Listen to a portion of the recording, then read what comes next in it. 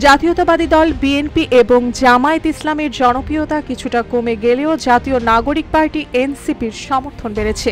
সম্প্রতি প্রকাশিত ডিআইজিডি pulse survey এর জরিপে এ তথ্য উঠে এসেছে। সারা দেশের ৬৪ জেলায় প্রায় ৫,০০০ মানুষের মধ্যে টেলিফোনে করা এই জরিপে দেখা গেছে ২০২৪ সালের অক্টোবরে বিএনপির সমর্থন ছিল ১৬.৩%, যা ২০২৫ সালের জুলাইয়ে কমে ১২% নেমে এসেছে।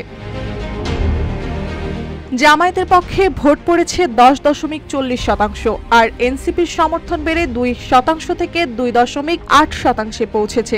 একই সময়ে আওয়ামী লীগের সমর্থন কিছুটা কমে ৮.৯ থেকে ৭.৩% নেমেছে। RICL TMX, যুগের পর যুগ স্থাপনা থাকে মজবুত।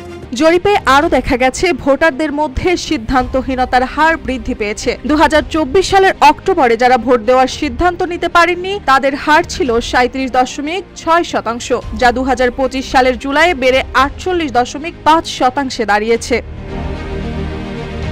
অন্যদিকে তরুণদের দৃষ্টিতে আগামী নির্বাচনে বিএনপি পাবে ৩৯% ভোট, জামায়াত ২১% এবং এনসিপি ১৬%। তারা মনে করে অন্যান্য ধর্মীয় দলগুলো পাবে মাত্র ৪.৫৯% ভোট।